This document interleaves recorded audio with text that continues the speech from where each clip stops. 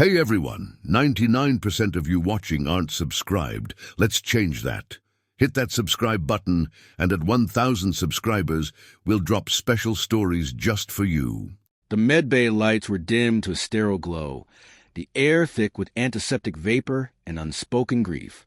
On the cold surgical slab lay the broken body of Lieutenant Mara Elin, a decorated officer of the Unified Earth Federation and cybernetic specialist attached to the Deep Space Reconnaissance Vessel Valkyrie 9. She had been recovered just 6 hours earlier from the wreckage of Outpost Theta, a mining colony on the Epsilon Prime moon. The mission had gone dark for reasons unknown. When the search team arrived, the entire facility was a tomb, machinery fused, biological matter flash burned to shadows on the walls. No survivors. No answers, except for Mara, barely alive when the team found her. Skin burned, bone exposed. Her once pristine Federation armor was scorched black, the UEF insignia melted beyond recognition. The only thing intact had been a small cybernetic implant embedded in the base of her neck, a relic of a long-disbanded experimental program, Project Helix. Dr. Terran Voss stood over her now, shaking his head in disbelief as her neural vitals plummeted toward zero. Cardiac rhythm failing, the surgical assistant AI droned in a monotone voice. Blood pressure collapsing. Cortical activity minimal. Mara's face twitched briefly, an involuntary spasm, or perhaps a final attempt at resistance. Her eyes, once a piercing green, were clouded over. A slight tremor traveled down her arm and then stilled. Voss leaned forward, touching 2 fingers to her carotid artery. Nothing. She's gone, he said quietly, almost himself. Captain Rin Kale arrived moments later, his uniform crisp despite the hour. His eyes immediately locked on Mara's lifeless body. Report, he said. Trauma too extensive, Voss replied. Neurological cascade. Implants couldn't regulate synaptic failure. She lost higher brain function 4 minutes ago. Her core vitals just followed. Kale exhaled through his nose, jaw clenched. Any chance the cybernetics might restart autonomic systems? He asked. Voss shook his head. The Helix units aren't like standard implants.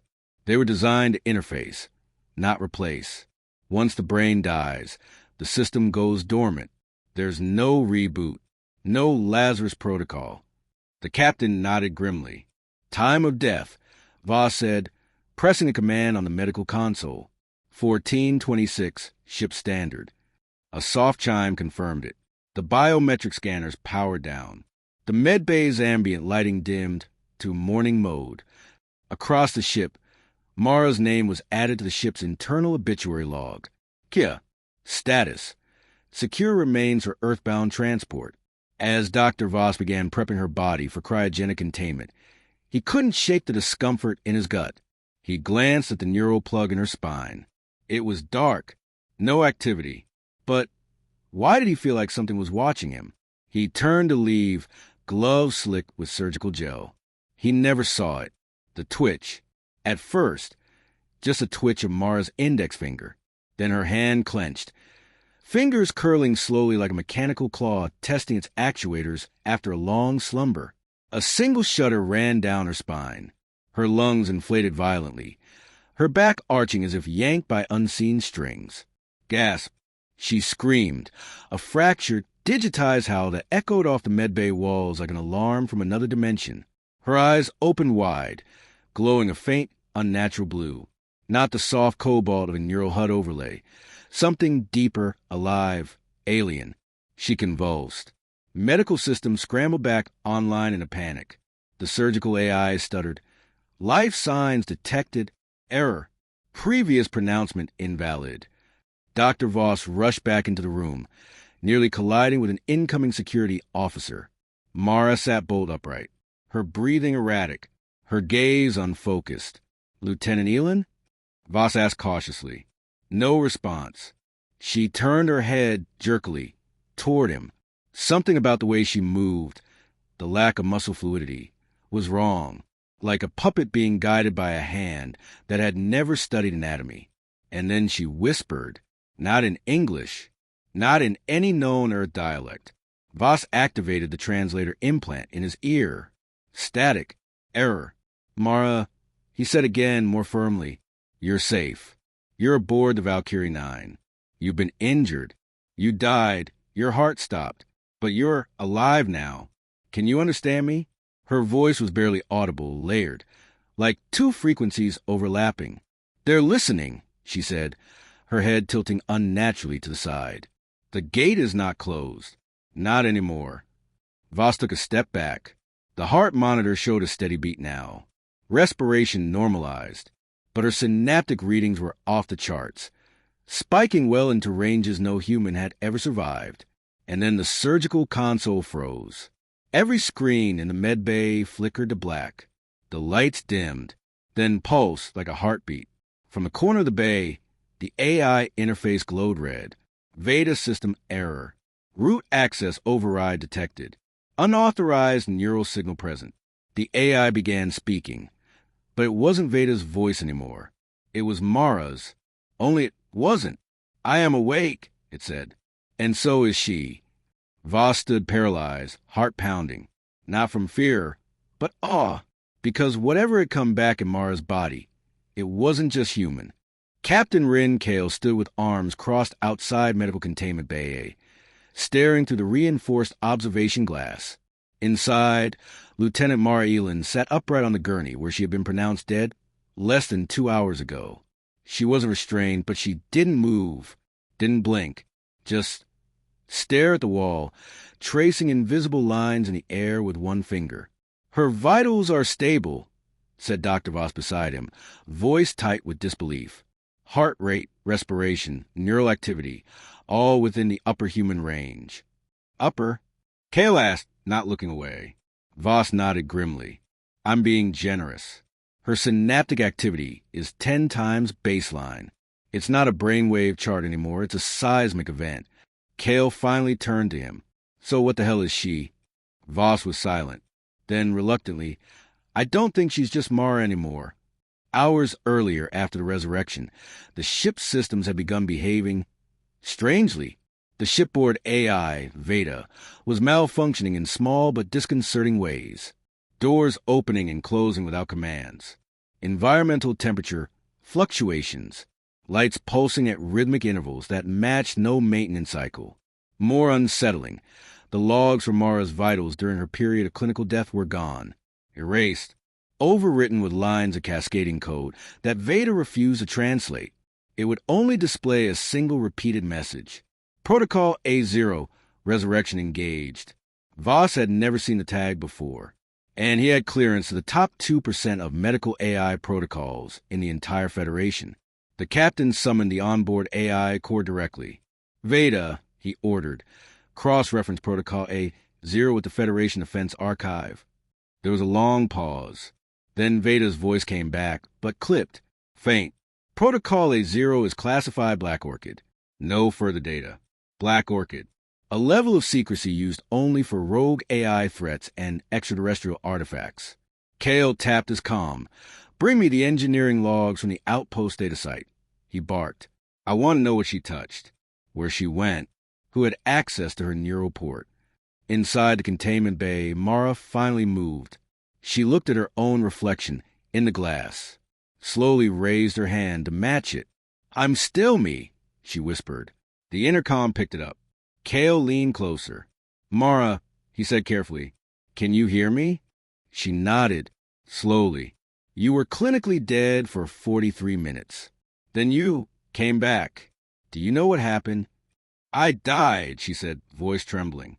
But I didn't go anywhere. Kale frowned. Explain. She hesitated, then tapped the side of her head. Something in me activated. I felt myself reboot, like a switch was flipped inside my implants. Voss furrowed his brow. You're saying your implants brought you back online? No, she said. Not mine. Something else's. Silence. Kale exchanged a glance with Voss. Mara stood, slowly, her motion fluid now, her voice steadier. I was never told where the helix implants came from, she said. You told me they were military prototypes. But they weren't. Kale stiffened. Mara. She turned toward them, eyes glowing faintly blue again. They're not human tech. Not entirely. And you knew it. Voss flinched. Kale didn't respond. Mara stepped closer to the glass. There's something buried inside me, she said. A second system. It activated when I died. And now I can hear things. What things? Kale asked, cautious. Mara tilted her head. Signals. Pulses. Code. Frequencies beneath language. Beneath thought. It's like the universe is speaking, and I'm finally tuned to the right channel. Voss spoke softly. Mara, the second system. Could it be a virus? Or a latent AI construct? Mara shook her head. No, it's not artificial. It's older. It's aware. Kale's comm buzzed. Captain, this is Lieutenant Shera on bridge. We just lost connection with the central database. Veda says it's due to architectural drift, whatever that means. And now the ship's time sensors are reporting different values in different decks. Kale's blood ran cold. He looked back at Mara. What are you doing to my ship? I'm not doing anything, she said. But it might be... Kale narrowed his eyes. What is it? Mara hesitated, then whispered, The architect. Later, Kale and Voss stood alone in the captain's ready room, reviewing Mara's scans on a private console that was still disconnected from Veda. Look at this, Voss said, pulling up a 3D model of her brain. This area of neural activity. Hyperfocus in the basal ganglia and cerebellum. That's not normal. Those regions don't behave this way even under Sci-Stim or neurofeedback conditioning. Kale studied the display. What's it doing? Pattern recognition. Constantly. High-speed loop processing. It's almost like it's decrypting something. Decrypting what? Voss zoomed out. Reality. Kale blinked. Come again? Voss rubbed his eyes. I ran her implant logs through a quantum diagnostic. The implant is generating fractal patterns that match microvariations in local space-time. She's syncing with reality noise, like she's listening to the background hum of existence. Kale sat back, absorbing that. Is it dangerous? I don't know, but I don't think we're dealing with a human being anymore. Rin. Not in the conventional sense. Kale exhaled. Voss looked up, voice quiet. There's one more thing. He tapped the console again. I found a subroutine in her implant architecture that wasn't there before. A window opened, displaying a single file. Resurrection.protolog. Voss opened it. Lines of alien code poured down the screen. Symbols, pictographs, waveform signatures, and strange organic glyphs. Then the console spoke, not in any voice they knew. We were the first. You are the next. One must die for one to rise. The room dimmed, and Mara Elin began to speak again, this time across the ship's intercom, not as herself, but as a vessel. I have returned. Prepare the gate. Mara Elin stopped sleeping on the third day after her resurrection. At first, Dr. Taryn Voss assumed it was trauma, post-neural shock, implant desynchronization, a mind refusing to power down after catastrophic stress. But the monitors told a different story. Her brain never entered REM, never slowed. The electrochemical storm inside her skull remained constant, precise, intentional. She's not insomniac, Voss muttered, staring at the readouts. She's online. Mara sat cross-legged in the center containment bay, eyes closed, palms resting on her knees. The room around her had changed subtly over the past 48 hours. Microfracture spiderwebbed the reinforced walls where none had existed before. The air vibrated with a low, subsonic hum, too deep to hear, but strong enough to feel in the bones. Captain Rin Kale watched from behind the observation glass. Uneasy. She hasn't moved in 6 hours, he said. She has, Voss replied, just not physically. Mara was elsewhere, not dreaming, not hallucinating. She stood in a place without distance, without light. Yet she could see. Vast lattices of geometry unfolded around her, structures made of mathematics and memory. Currents of data flowed like rivers, carrying meaning instead of matter. And within it all, voices. Not speech, not sound, intent. You are late, said the chorus. I died, Mara replied, surprised at how natural it felt to answer. Her thoughts echoed across the lattice, translated instantly into something vast and resonant. Death is a threshold, not an end. Who are you? She demanded. A pause. Then, we are what remains when builders are gone. We are the pattern that survives collapse. You may call us the architect. The name hit her with unexpected weight, like a memory she had never lived. You're inside me.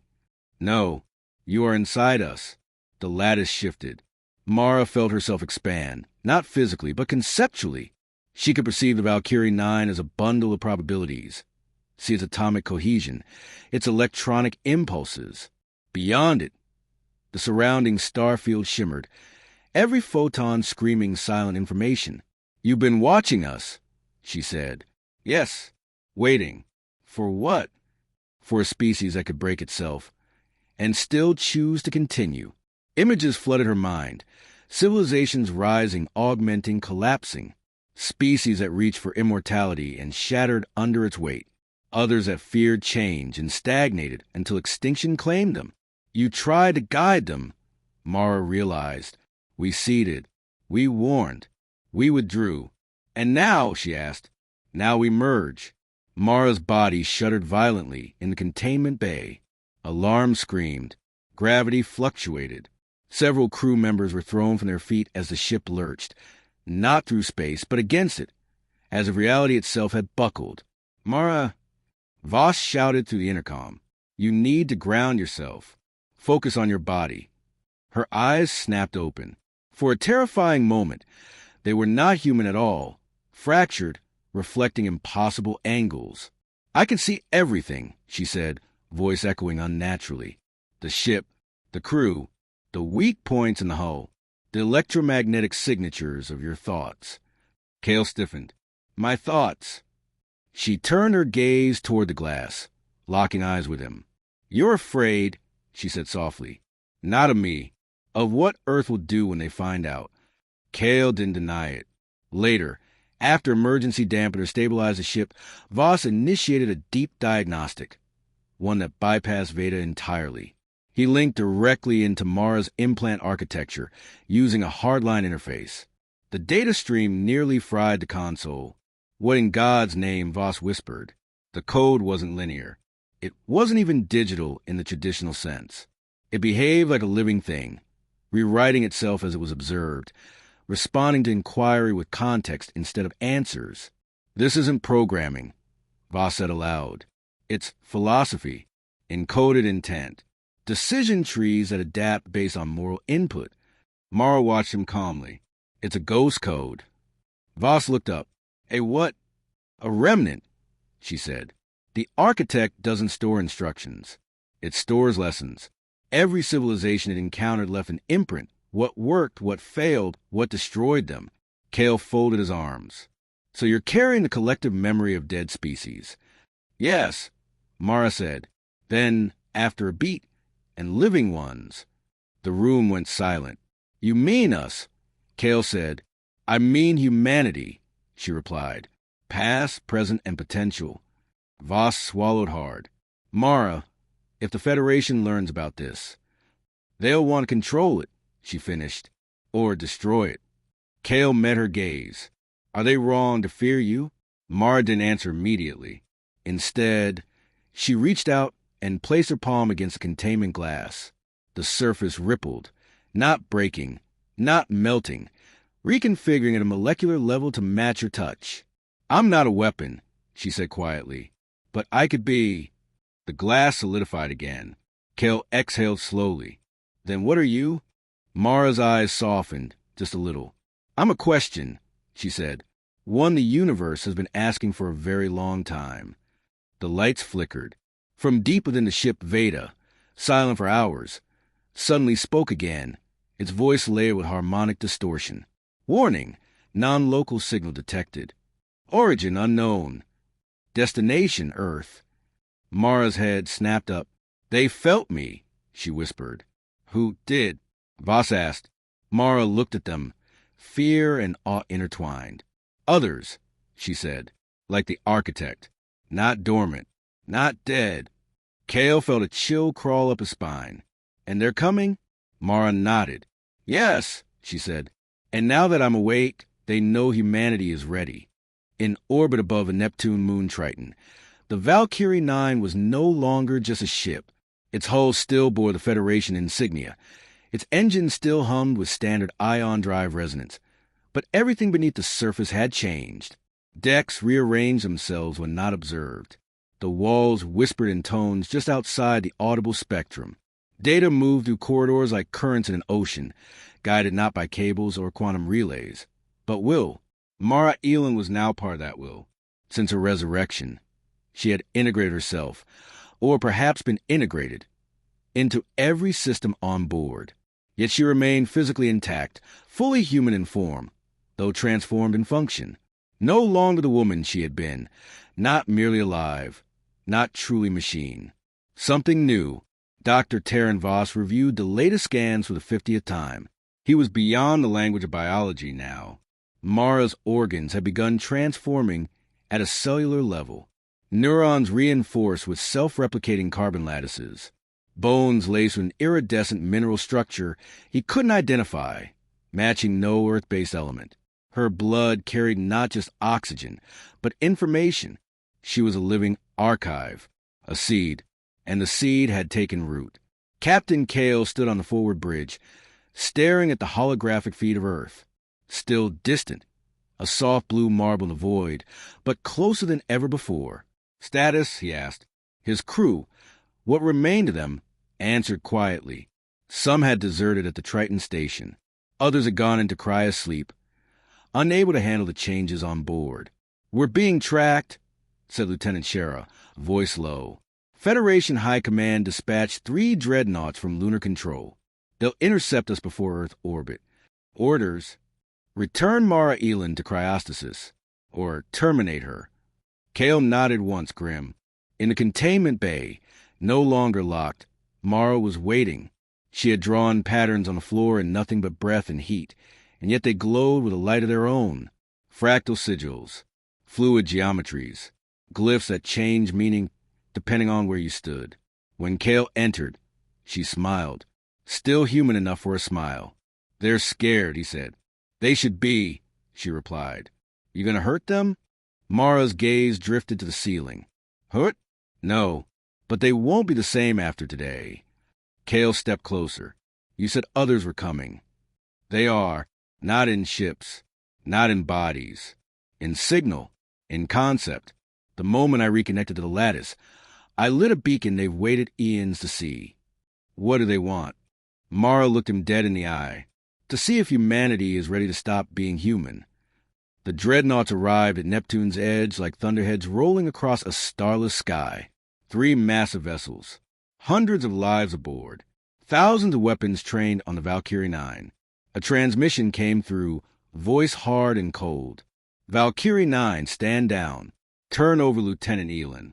She is classified an existential threat." Kale opened the channel. "This is Captain Rin Kale." "Negative. She is not a threat. She is a message. You have 1 minute to comply." In Mara's presence, time began to bend. She stood in the center of the bridge now, light cascading off her like a solar flare contained in human form. Symbols danced across her skin. Not tattoos, projections, code written directly onto her body by forces older than language.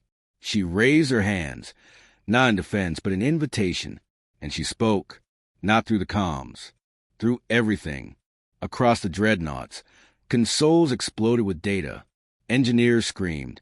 Pilots clutched their heads. Generals ordered countermeasures, but it was too late. She wasn't attacking. She was uploading. Every screen, every sensor, every neural implant within range began receiving what Voss would later call the singularity pulse, a waveform of impossible information, a philosophical blueprint encoded in harmonics, laced with metaphor, memory, and mathematics, a vision of what humanity could become, of what it had to become, a species not defined by fear or flesh or machines, but by choice, a collective of billions, each mind a node in a thinking cosmos, free and infinite, no borders, no time, only the river of awareness and the decision to rise. Some resisted. Their implants burned out. Their minds collapsed. but others opened like flowers to the sun. On Earth, chaos erupted. Communications blacked out.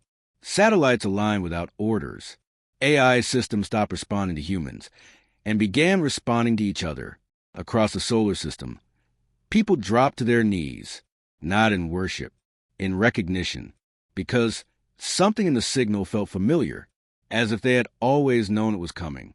Back on the Valkyrie 9, Mara collapsed. Kale caught her as she fell. Her body flickered with unstable light.